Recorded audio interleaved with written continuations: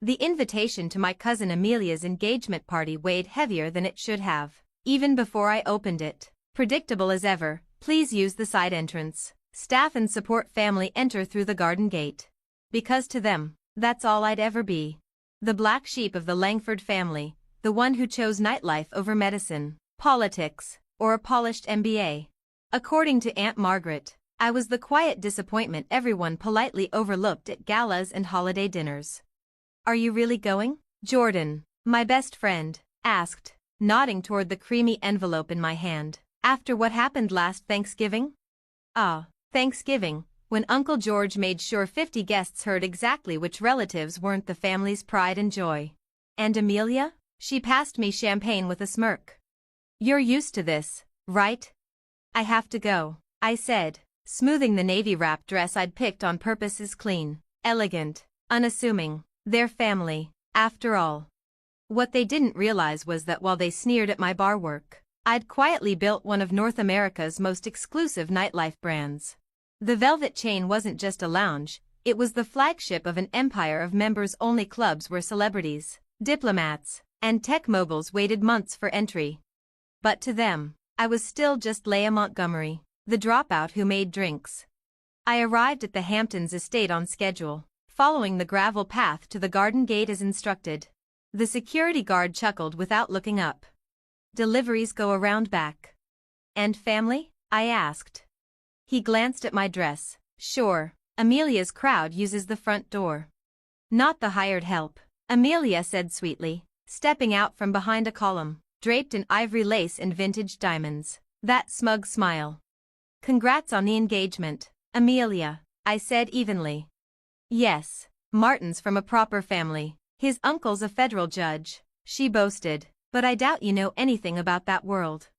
If only she knew Martin's uncle had been trying for months to get off the Velvet Chain's waiting list. His firm was quietly our legal counsel, never suspecting their CEO was me. And the expansion plans, to London, Dubai, Tokyo? The press now called us America's most exclusive club. But I kept it simple. It pays the bills. I shrugged. Just then, Aunt Margaret appeared, her smile as polished as the diamonds on her collarbone. We're short-staffed tonight. Our usual servers cancelled. Since you're here.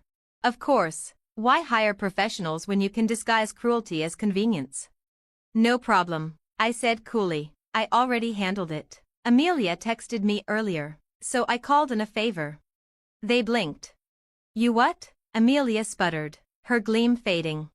I own an entertainment group, remember? I have contacts, I said. Laurel and Ash, the city's top caterers, will arrive in 20 minutes. Consider it my engagement gift. Before they could respond, I turned and stepped through the side entrance. Let them stew. Inside, the usual suspects clustered around the fireplace, Uncle George boasting about his firm's latest deal, cousins Olivia and Preston arguing over June destinations, and my parents, still silent since I left Yale 3 years ago. Leah. Grandmother Eleanor's voice cut through the noise like a warm knife. Come sit with me, darling. Gran had never cared for society's approval. She built her real estate empire when women couldn't even get business loans without a man's signature. She was the only one who never scoffed when I said I wanted to create the Velvet Chain.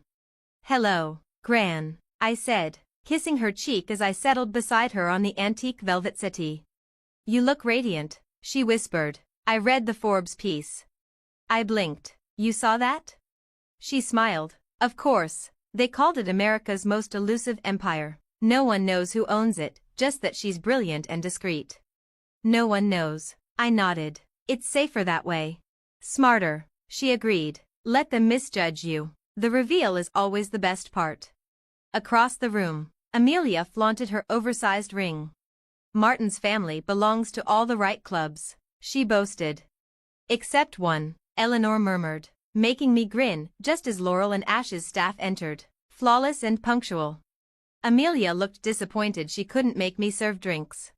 Aunt Margaret passed by with a sniff. Well, at least you did something useful, she muttered, though hiring staff isn't exactly a traditional engagement gift. A sterling tea set would have been more appropriate. Leave her be, Margaret. Grandmother Eleanor's tone chilled champagne. Some of us still appreciate useful gifts over outdated status symbols. My phone buzzed on the table. Marcus, Tokyo deal finalized. We own the Ginza property. I smiled, typing a quick reply, perfect. Begin renovations next week. Rooftop level priority. Business? Gran asked, that sly glint in her eye. Just a little expansion, I said, slipping the phone into my clutch. Amelia's voice cut sharply across the room. Since you're here, Leia, why don't you make yourself useful? We're out of ice. I rose slowly, every eye on me, expecting the usual submission. Actually, I said evenly, I have a business call in 10 minutes, but the catering staff I hired will handle it. The room froze. No one ever said no to Amelia, not until now. Uncle George scoffed. A business call? For your little bar? That can wait. I glanced at my watch, a discreet Cartier tank, elegant and understated. Unfortunately, it can't. When you're negotiating global real estate, timing is everything. Silence. Then, dear, my mother's voice, her first words to me in 3 years. What are you talking about? I asked, surprised. Oh, didn't you hear? Eleanor's voice purred now. Leia's club is doing quite well, exceptionally exclusive, I hear. Don't be ridiculous, Amelia snapped. Martin belongs to every elite club except the Velvet Chain, I said quietly. Your fiancé's been waiting 6 months. His uncle, 8. No fast tracks here. You're lying, she said, voice rising. That place, Manhattan's most exclusive venue.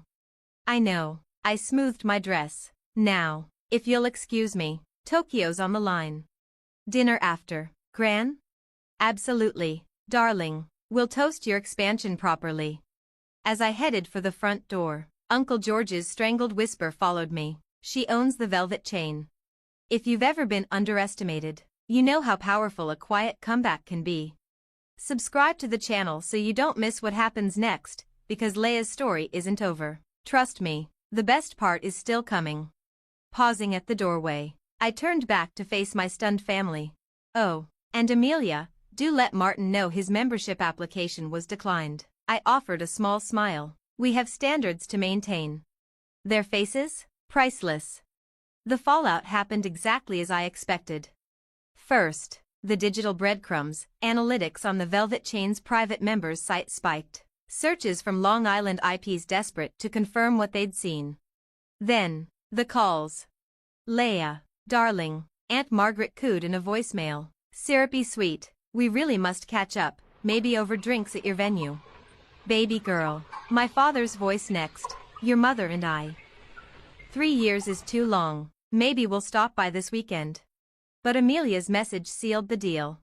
This is absurd, Leia. Martin's uncle is a federal judge. He doesn't wait. Call me immediately. I forwarded that one to Marcus, head of membership. Add 6 more months to their waiting list, I said, grinning. The Velvet Chain hadn't become America's most coveted club by catering to wealth or pedigree. We thrived on exclusivity earned, not inherited. Our members weren't fame chasers or legacy rich. They were innovators, creators, leaders moving the world forward. Everything my family pretended to be but wasn't. A week later, in my glass-walled office above the Manhattan flagship, Marcus and I reviewed membership reports. Martin tried to bribe the doorman, Marcus said, sliding me a file, 10 grand for one night. I raised an eyebrow. His father's firm reps half the A-list, but even they panic when their clients can't get in. How'd James handle it? I nodded toward the report. Took their photo, banned them for life. Excellent. My phone buzzed. Grand Eleanor, Channel 6, Aunt Margaret is about to humiliate herself. I tapped the flat screen. Aunt Margaret, glowing with overconfidence, smiled for a reporter at a gala. Of course, our family belongs to the Velvet Chain. We're very connected, she said, smirking. She's my niece, Aunt Margaret added, laughing smugly into the mic. The reporter raised an eyebrow. That's interesting, Mrs. Langford, because the Velvet Chain's executive team just confirmed no Langford family member has ever been granted access. The camera caught Margaret's face falling. Well, I meant, she stammered. They also stated, The reporter continued smoothly that the Langford family is permanently banned from membership due to multiple attempts to bypass the application process.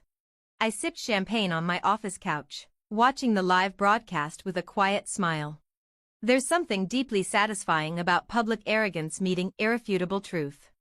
Our PR team is worth every penny, Marcus muttered, scrolling next to me. Your family's having a rough week. Uncle George tried suing us for discrimination. I laughed. How'd that go? Our legal team, his own firm, explained entitlement isn't a protected class under federal law. My phone buzzed again. Amelia. You're ruining my engagement. Martin's clients mock him because he can't get in your ridiculous club. His uncle is furious. Fix this. I typed back one sentence. The back entrance is still open for staff positions. No reply. The next night, my parents showed up at the Velvet Chain's front door during peak hours. Bold, considering they hadn't spoken since I left Yale. Sorry, James said calmly through the intercom. Members only. We're the owner's parents, my mother insisted. The owner left strict instructions. James replied, You're welcome to apply through the service entrance. My father flushed red. This is ridiculous. The service entrance is to your left, James said smoothly, though there's currently a 10-year wait, longer for previously banned applicants. I watched the security feed as the realization sank in being excluded. Told you're not welcome, shown the back door. Karma writes the best full-circle moments.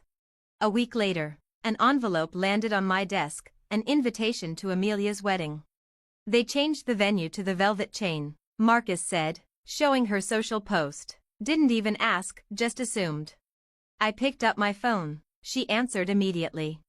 Finally, we need to discuss the wedding. Dad insists. Amelia said, shrill. You can't say no. The Velvet Chain has to host it.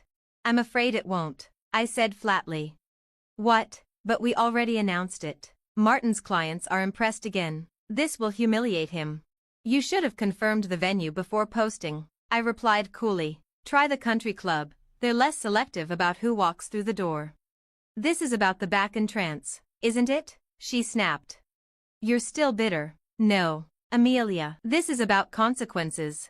For years, they treated me like staff. Now, they're getting a taste of what it's like to be shut out. We're family, Amelia said, desperate. Exactly, I replied coolly. And family doesn't shove each other through service entrances. Family doesn't treat success like a zero-sum game. She went silent, then hissed. Fine, I'll tell everyone you're the owner. I'll ruin your precious anonymity. I smiled. Go ahead. We're announcing it next week anyway. Local woman quietly builds billion-dollar empire after being dismissed by her own family. The headlines exploded. From backdoor to boardroom, the woman behind America's most exclusive club. Langford Aries shut out. Now barred from Cousins Club. Backdoor justice. The story wrote itself. I didn't need revenge. Reality was enough. Grandmother Eleanor threw a champagne dinner at her Southampton estate. To success and karma, she toasted, eyes sparkling. Charlotte resigned from 3 charity boards. The optics were unbearable. And Martin's father? I asked, swirling vintage rose. Grambling, Eleanor said with delight, explaining why his firm was banned from the very club they bragged about attending.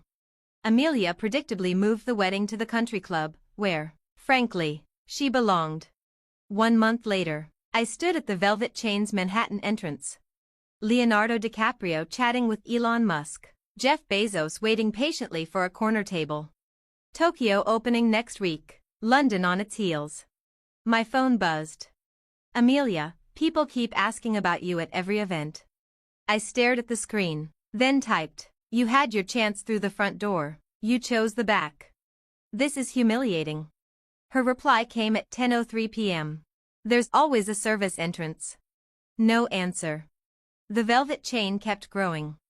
Dubai, Paris, Singapore, each club more coveted, more exclusive than the last. Each with one unbreakable rule.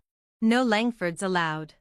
Last month, my parents made one final attempt at reconciliation. A formal letter arrived, sent through their estate attorney. Dear Leah, we were wrong. Your success has opened our eyes. Perhaps we can meet and rebuild. We're willing to enter through any door you see fit. I scanned the letter once, then opened a locked drawer. Inside, the note they left when I walked away from law school. You're no longer welcome in this family. Please use the back door on your way out. I sent it back to their attorney. No comment. Message received. Last week, Amelia's wedding photos surfaced in the society pages. The country club was nice enough, chandeliers, overpriced florals, rented elegance, but everyone knew it was second best. The article confirmed whispers long held. The velvet chain declined to host the wedding. The club's owner, her cousin, refused to comment. But the closing line said it all.